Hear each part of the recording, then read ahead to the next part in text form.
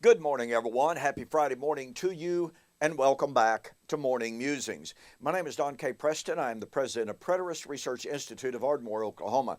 And as a result of your request, I'm going to begin today, this Friday, with a review and response to Mr. Paul Ellis's book, AD 70 and the End of the World.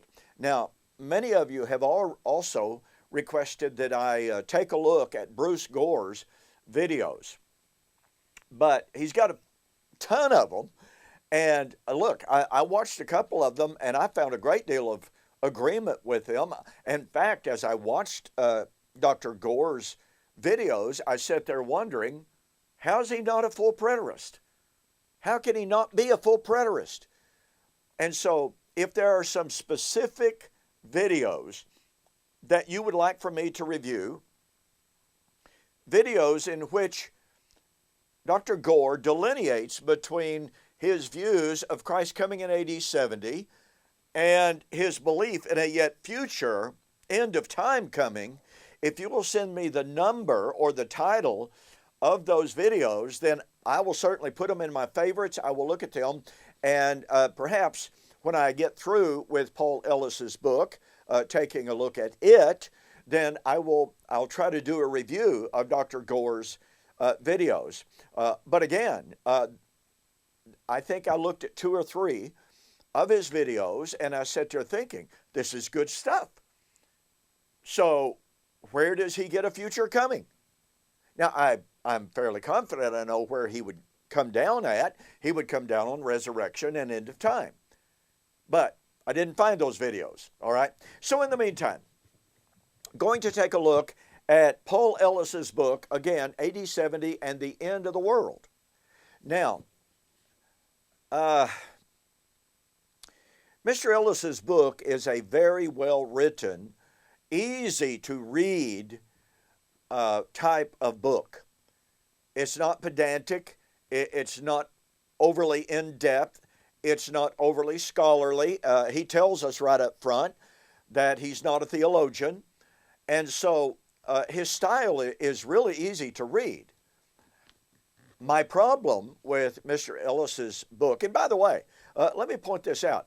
In his discussion of AD 70, Mr. Ellis brings out and documents from Josephus some really fascinating historical information that you will find extremely helpful, all right?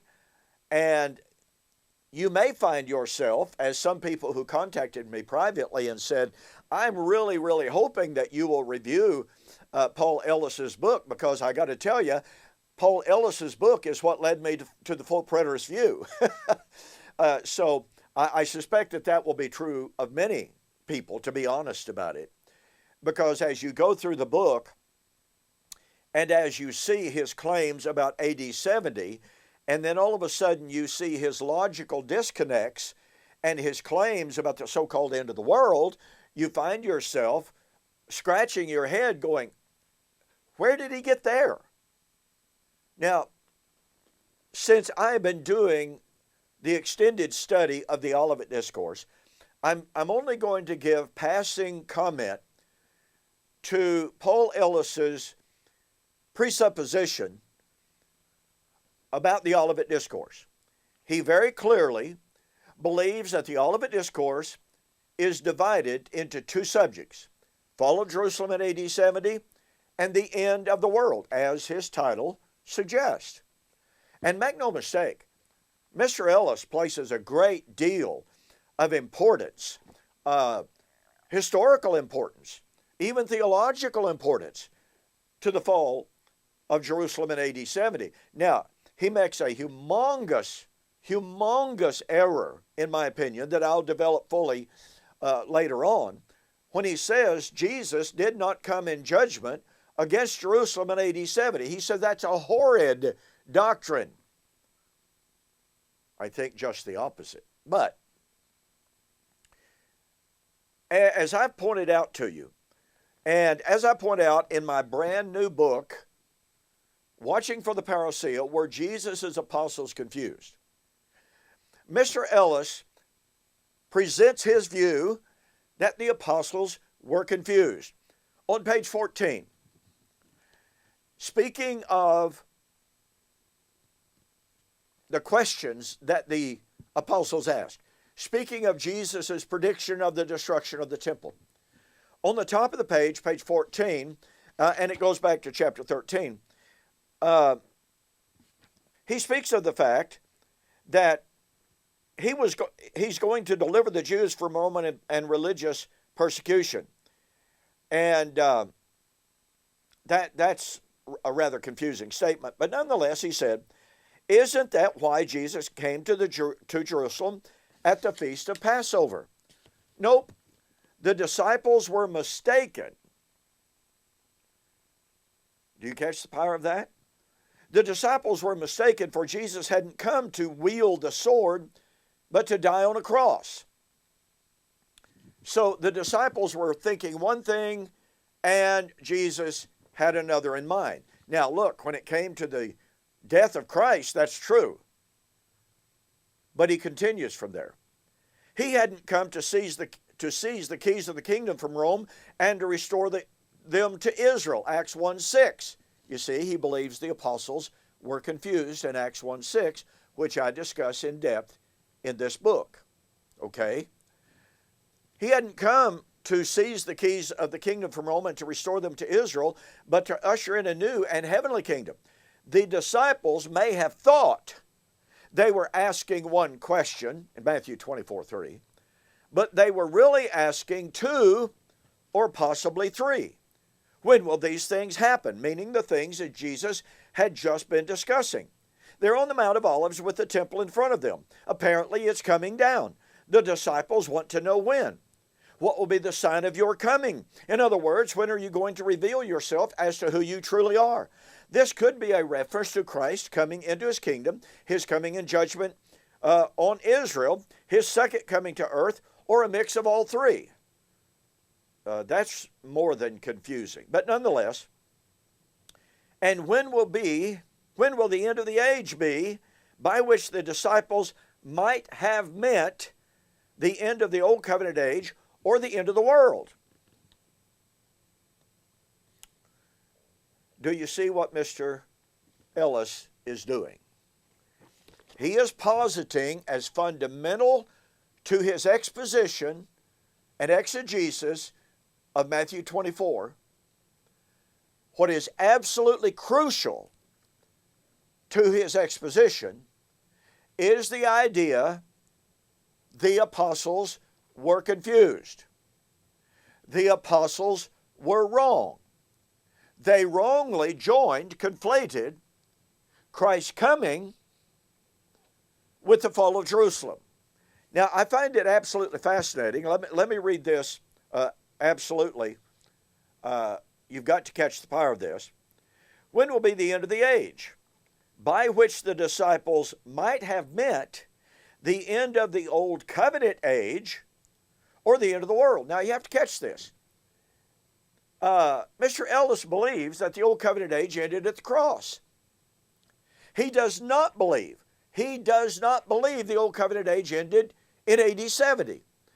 And yet here he says, when they ask about the end of the age, the apostles may have had in mind Christ's coming at the end of the old covenant age. Well, guess what, folks? Christ didn't come at the cross.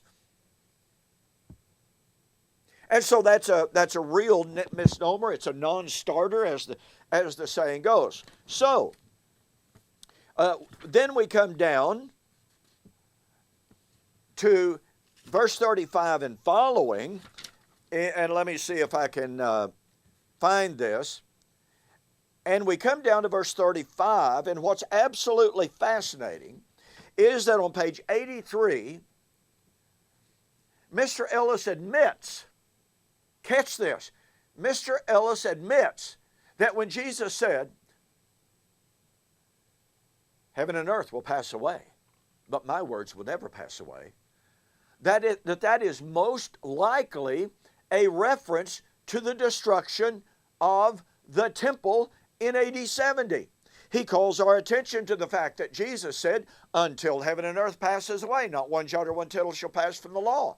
Now, he entraps himself on that very verse later on, but nonetheless, he says on page 83, so when Jesus, sitting on the Mount of Olives, overlooking the temple, says, heaven and earth shall pass, he's saying this, pointing to the temple, will pass away. This temple-based system of trying to approach God through human effort and resolve will pass away. It has no future. It's a bad bet, but the new covenant forged in my blood and based on my words will not pass away. Well, there's so much in that statement. If Jesus was saying heaven and earth is the temple and it will pass away, and that's in AD 70, then you cannot argue that the law passed away at the cross, because until heaven and earth passes away, not one jot or one tittle shall pass the law until it is all fulfilled. Well, when was it all fulfilled? Luke 21:22, describing the fall of Jerusalem in AD 70, Jesus said, these be the days of vengeance in which all things that are written must be fulfilled. Okay, heaven and earth would pass when it was all fulfilled. It would all be fulfilled when Jerusalem was destroyed. Heaven and earth would pass, the law would pass when it was all fulfilled. It would all be fulfilled when Jerusalem was destroyed. Therefore, the law didn't pass away at the cross or before the cross. And Mr. Ellis's admission. Now, he tries to give a little bit of a caveat here later on in this particular chapter, but it doesn't work. His admission and his acknowledgement that Josephus points out that the Jews referred to the temple as heaven and earth, and his appeal to the actual context of that statement is really good stuff. But it entraps him, and it refutes his own claim that the law did not pass away, or that the law passed away prior to AD 70. And it demands that the law did not pass away until AD 70. But then, of course, Mr. Ellis on page 86 and following attempts to make the traditional division between the prediction of the fall of Jerusalem in AD 70 and the so-called end of the world. Now, again, I'm not going to go tremendously in depth on this. I hope that you'll go back. I hope that you will look at my videos on Matthew 24, 35 and following. And I hope that you will be able to see verse 36 is not by any stretch of the imagination a contrast between AD 70 and the so-called end of time. It just doesn't work. So in an upcoming video, I'm going to point out to you, I'm going to examine Mr. Ellis's so-called contrasts between the days leading up to AD 70 and the so-called end of the world on page 87 and following. And I'll be having a whole lot more to say about some of his claims.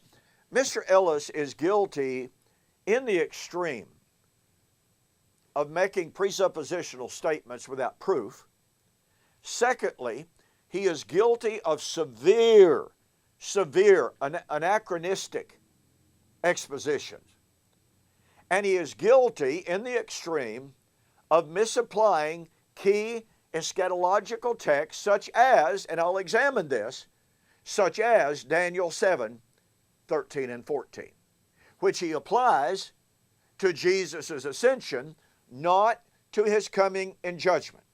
He makes an amazing statement that all of the New Testament references to Christ coming on the clouds as the Son of Man applied to his ascension and not to judgment.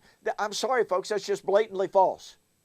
I don't have a lot more to say about that. So, today's video has to do with the beginning of our response to and review of Paul Ellis's book, AD 70 and the End of the World. This will be, I'm not going to spend 30 videos on this. It's not necessary to. I will be able to show you that his anachronistic applications, that his textual distortions and that his blatantly false statements completely undermine his own book. Now, I'd love to meet Mr. Ellis in a formal debate on these things. So, Mr. Ellis, if you happen to watch my videos, please reach out to me. This is my formal invitation to you for us to have a collegial, respectful discussion of the issues. In the meantime, folks, don't forget, here we are. August is coming to a close, and I'm introducing 2 brand spanking new books. Number 1 that I've already mentioned, Watching for the Paracel, where Jesus' apostles confused, as Mr. Ellis tells us they were, and Paul on Trial, Paul the Pharisees, and the Resurrection. Now, if you purchased these 2 books and also Can God Tell Time, if you purchase them separately, it costs you $50. For the month of August 2020, for U.S. orders only, you can order these 3 books. You go to my website, donkpreston.com, bibleprophecy.com. Beautiful banner right there on the front page. Just click on it. Total delivered price, $25. It's going to save you $25. Now, also, if you've already got a copy of Can God Tell Time, you can substitute He Came as a Thief. But you got to send me a note saying, hey, Don, I'm ordering the 3-book special, August 2020, but I've already got Can God Tell Time. Please substitute He Came as a Thief. Take advantage. I mean, here we are. I'm telling you, August 2020 is running out. You don't want to miss this special. Now, as I've mentioned to you, I made a mistake. I simply did not anticipate the wonderful response to the introduction of these books. I sold out immediately of actually 2 orders of inventory. I mean, poof, and they were gone, which is wonderful. I've got more inventory coming. I was told just day before yesterday that one part of that order, which unfortunately is a very small number, is on its way and is supposed to be here Monday or Tuesday.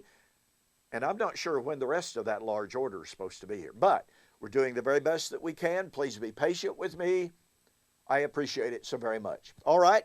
Hope you have a fantastic weekend. Please be safe. God bless. I'll see you on Monday.